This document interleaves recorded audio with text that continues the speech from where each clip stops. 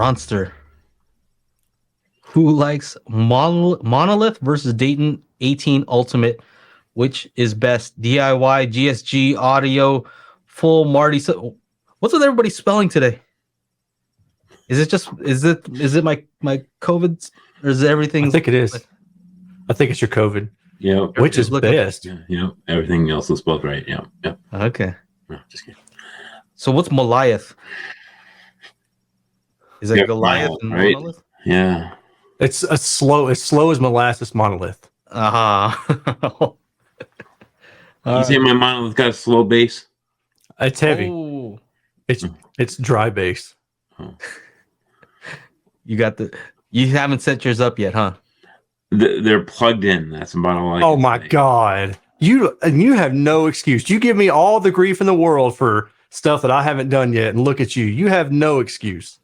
I don't want to hear it from you. Not a single word. You get off your computer right now and go at least connect an RCA to them, even if it's not. No. They're plugged in. They're plugged in. Plugged it, like the power and the RCA is plugged in? Yeah, XLR, technically. Okay, so XLR, okay. Yeah. And no signals going to it. They're producing sound. Yes, they are. Okay, all right. Okay. But I haven't done Dirac, I haven't done Magic Beans, I haven't done all the other stuff that I could do. Oh, you might as well be running old Dolby PL2, man. Yeah, it's running the EQ from the old SVS PB2000 Oh no. Pros. So it's all wrong. I mean, no. Yes. Joe, I think we're going to find a different editor. Oh, he hasn't even hooked them up. Oh my goodness. So to answer his question, who knows, man? I mean, it depends on application. And frankly, dude, I haven't paid attention to DIY subs in forever. I mean, I built mine for my old theater. I used 18-inch stereo integrities, built in 4 cubic foot enclosures tuned down to 18 hertz, and the knockdown kits came from DIY Sound Group. So that's where a lot of DIY people know DIY Sound Group. But man, I haven't paid attention to like the full Marnies and the mini Marties. Now I got a friend who lives up in Indiana who has a pair of the full Marties, and he says those things will like blow your head off. So that's kind of cool.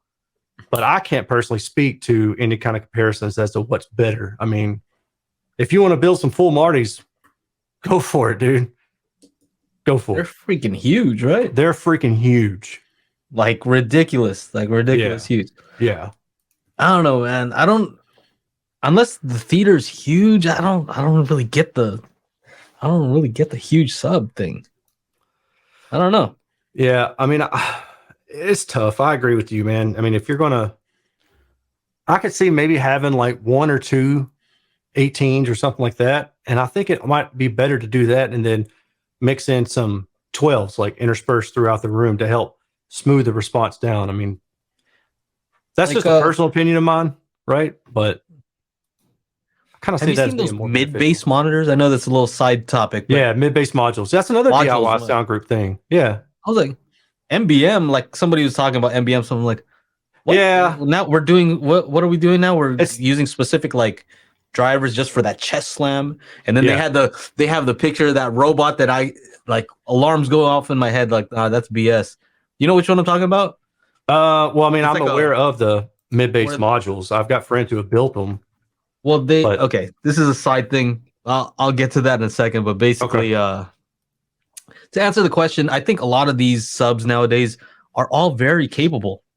You know, it's like you can't really go wrong with any of them.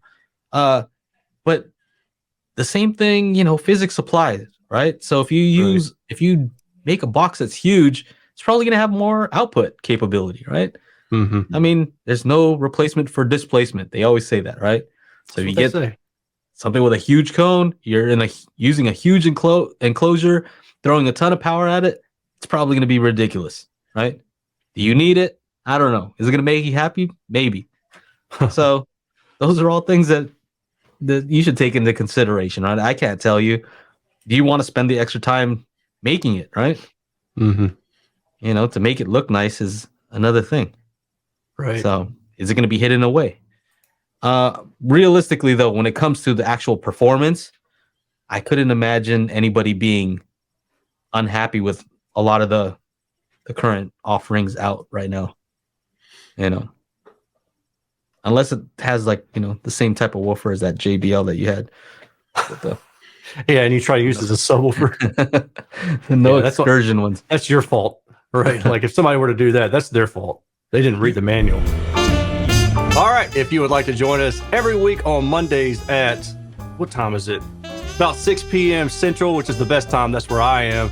Make sure you join us at youtube.com/Daily HiFi. We out.